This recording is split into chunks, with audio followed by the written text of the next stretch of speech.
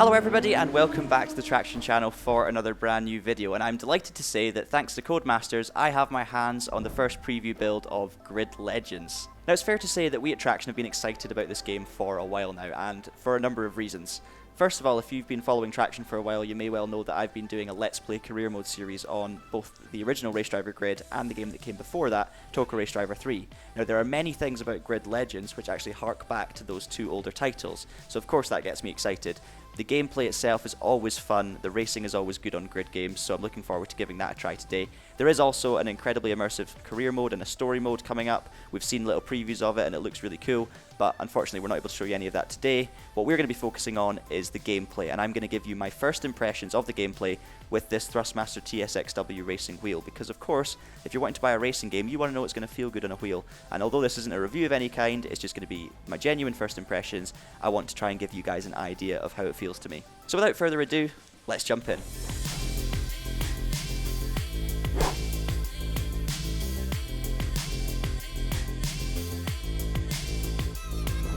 So with this initial preview build, they've given us 12 events to choose from, which kind of showcase a variety of different cars, tracks and disciplines of racing in the game. So the idea for me today, I'm just going to go and try a few different things that sound good and really try and pick stuff that will test the capabilities of the wheel and the handling model. I'm going to start off with the Ginetta Cup cars because I feel like a lot of people will begin in the slower cars like the Ginettas, and it'll be a really good test for handling because these things always handle really nicely. For full disclosure, I'm going to be using no assists. I've got the manual flappy paddle gears and I've got the AI set to hard. The only assist technically I do have on is rewind, because of course in any grid game we all love a good rewind, don't we? So yeah, that's how I'm going to be doing it. I like to think that anyone who's a big racing fan that has a wheel is going to want to know how this game feels with the assists off and have a feel for it. So let's find out. I'm very excited about this.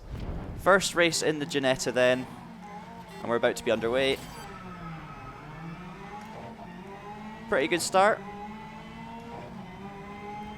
So we can see all the name tags above all the AI drivers, so that's good. We'll be able to keep track of who we're racing against. Into turn one, I'm going to take it a bit easy through there.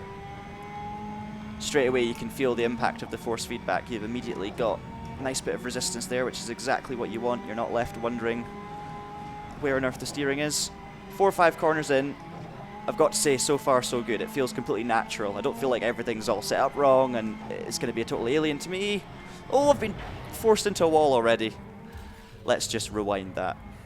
So I found myself stuck on the outside with not much space. Okay, we got through safely the second time. But yeah, what I was trying to say is, instantly the feeling is absolutely natural. We're not obviously here to compare this game to simulation titles, you know, your ACCs, iRacings, rFactor 2, stuff like that. But we want to know that it's going to feel okay in a wheel. So I've set my wheel up for 540 degrees of rotation, and it seems to be absolutely perfect for this. It seems to match up nicely with the car itself, which is always what you want from a game like this if you're using a cockpit camera. We're going to keep it pinned on the outside of Jan. Oh, massive crash on the left for one of the AI cars.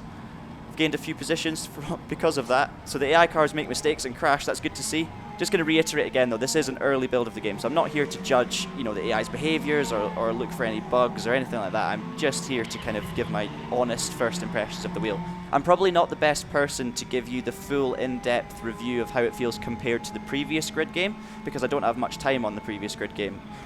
But what I would say, from my limited experience, is that this instantly feels just that little bit better. It doesn't feel completely different, but it definitely feels like it's been refined and improved. And I'm actually enjoying playing this game already, one lap in, more than I ever enjoyed playing the previous grid game, which is a good sign.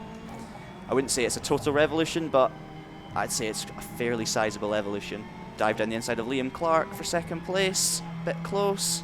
Oh, someone's on fire. Is that the leader on fire? It's Rick Scott. Rick Scott returns. That is great news. Obviously, if you've been following my original Race Driver Grid series, you'll know Rick Scott well from Raven West. The main thing about a game like this is, of course, you want it to be accessible. You want any person of any age to be able to pick up and have a good race, and it's about the love of motorsport rather than the complete realism of it. And I can chuck the car in. Everything I do, the car is responding to, and it feels natural. Like I can actually aim for my apexes, get the power down, hit the exits. I can be precise with the steering. It doesn't feel like the car's floating around or anything so far. Now, I'm running over these curbs, and I do remember a lot of people criticising the curbs with the previous grid game, saying they would easily make the car spin out and stuff like that. So far so good on the curb front. I've not found any strange sensations over them. Obviously they're a little bit slippy, and you can definitely feel the rumble through the steering wheel and the force feedback, but I'm having a lot more trouble with the back end stepping out through me being too aggressive rather than me touching the curbs. Oh geez, that was terrible. Trying to attack that corner a little bit more, get right out to the wall on the exit, carry the speed in 5th gear, a bit of curb. Yeah, we're beginning to get into the flow of it. Cross the line, P1 in the first race, happy days. Obviously I've been playing a lot of the original Race Driver Grid on this channel, as I keep saying, and what I can tell you is that in 13 years, oh my goodness, handling has come on such a long way, and physics in racing games. I mean, this game feels so much better to drive than the original Race Driver Grid, which we still all love to this day. Okay, it's time for the second race, and we're going to look to the future because this game seems to have quite a few electric racing cars to choose from. So I want to kind of have a feel of that, see how that works. We're going to drive the Super E car, which they can't say it, but I definitely can. It's a Formula E car, basically. But it looks cool, so let's jump in and see how that feels. Okay then, Westminster Loop in the Super E car. Underway, it looks like the drivers are able to spin their tyres up off the line, which is nice.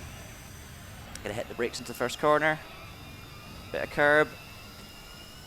A little bit of contact as well, so this looks like a different layout. Oh! That's very similar to what happened in the Ginetta race. Forced into a wall straight away. I don't seem to have suffered any damage though.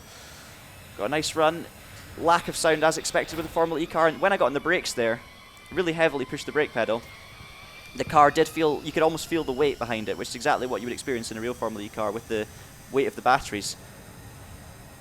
Someone just got a massive speed boost at the front.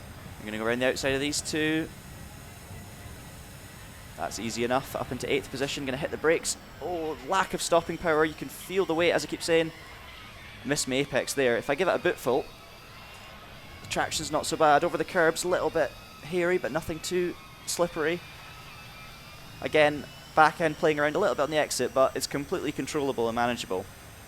It's exactly what you want from an accessible single-seater, but you can definitely tell that it's effectively a Formula E car in terms of the feel of it, the way it drives. It doesn't feel like any old single-seater. It feels like an electric one. Hit the brakes. Oh, okay. This looks like an attack mode style thing. Okay, boost is ready. How do I use the boost? I have no idea how to use the boost. Oh, there we go. Okay. Definitely used that far too late on the straight. I found the button for the boost. That was good to know for the next lap. It looks like I've still got 2 bars of it, so if I press it now, there we go. Up to 175 mile an hour. So it's kind of like an attack mode that you would see in Formula E, but that was a mistake. But a little bit more accessible and arcadey. More like it actually felt. Oh, that was almost a spin. It actually felt more like a Need for Speed boost, you know, where you just, or even a Hot Wheels Unleashed style thing, where you just get a massive jump from it. But it's going to be more easy to understand and use that way. Carry the speed through there. We've got a massive run on the leader. And once again, we're going to take the lead going on to the last lap. Or maybe not. The time last lap was a 1:44.5. Okay, fine over the curb that time. That's a good sign. This is the corner that I keep thinking is a different one. I'm going to just nip around the outside. Job done. And we're up into the lead again. Okay, we're going to once again aim for our attack mode style thing. I don't know what it's called in the game. Oh, run a bit wide. Understeer. Okay, so you're not completely bulletproof in terms of your understeer and oversteer. We're going to use a boost there. I'll save the rest for later on in the lap just in case I need them. Can I take this bit flat? Oh, no, that didn't work. That definitely didn't work. Oh, there's more understeer. I was definitely just demonstrating the understeer there, not accidentally running wide. On the brakes. Turn in, bit of curb on the apex, full throttle out to the wall on the outside. It's going to be another race win, 2 out of 2, but again, good feeling coming from this.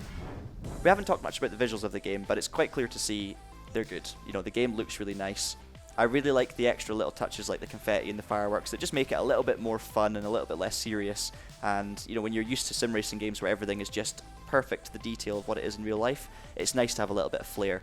It does look fairly similar from what I can pick up to Grid 2019 so far, but I'm going to wait until the full release of the game to properly judge that side of things. So for the third and final race of this mini Grid Legends taster wheel first impressions thing, I wanted to try something a little bit more outlandish, and there are a couple of options that really caught my eye towards the end of these 12 preview races. There's a race in GT1 Porsches, and there's also a race where you can use a Porsche 962 Group C Le Mans prototype. Now, anyone that follows Traxion regularly will have probably heard me saying this before. I love GT1s. They are my favourite ever class of car, my favourite era of racing. So I'm going to have to pick the Porsche 911 GT1. It is one of my all-time favourite cars, and the race is around Brands Hatch, so we're really going to get a feel for how the physics work on a proper racetrack, which is nice. So I'm going to go for that one and give it a blast. The one thing I have changed for this final race is I've bumped the difficulty of the AI from hard to very hard. Just because I won the first 2 races, I want as much of a challenge as possible. It's going to be 5 laps around Brands Hatch GP, so we're going to get a proper feeling for this. Look at this. Confetti flying at Brands. I've never seen Brands looking so exciting. Okay, standing start. We're underway. Immediately recognisable cockpit in the Porsche 911 GT1. I can already see a Panos Esperante ahead of me. That's a Lotus Elise GT1, I believe, as well.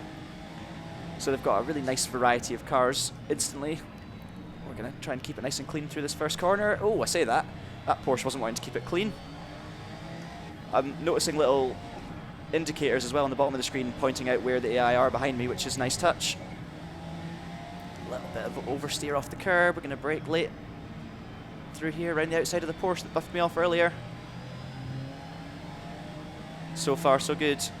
It is just easier to get up to speed with this game, as we're seeing a big impact up ahead between the Lotus and the other Porsche. It is feeling easier to get up to speed with this game than like a more simulation based title would be.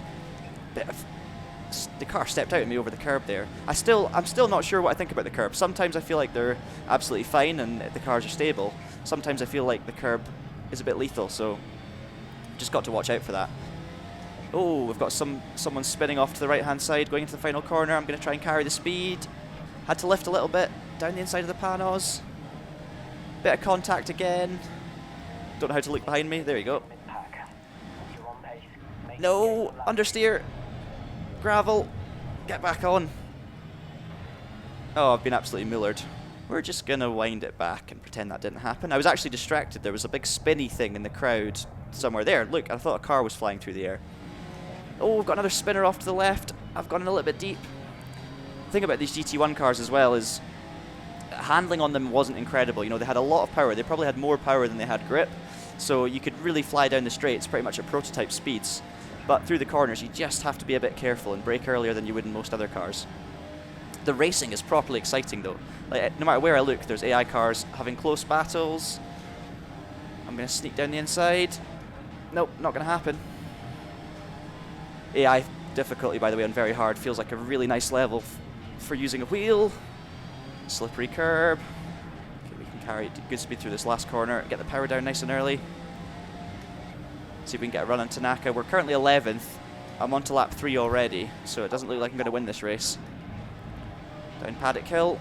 Nice exit. They all get hung up on each other. I'm going to dive down the inside. Get on the brakes nice and early. We've got other Panos up here. Oh, bit slippery over the curb again.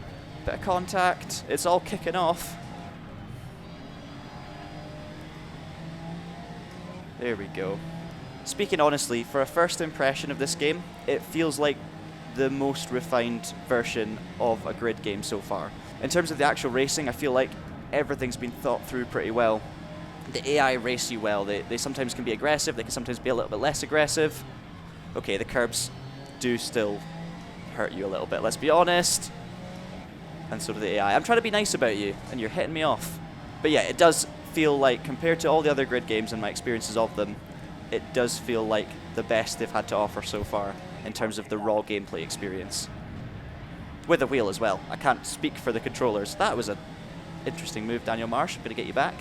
The thing you always want out of the racing in a grid game is intensity. You want close pack action. That's what it's always renowned for. And you can see it. I mean, even when I'm not in the pack, the 3 cars ahead are going at each other properly. Okay, Winters holds Valentin up. That's P4. Final lap now. Down the inside for P3. I've done it again into Paddock Hill. You didn't see that.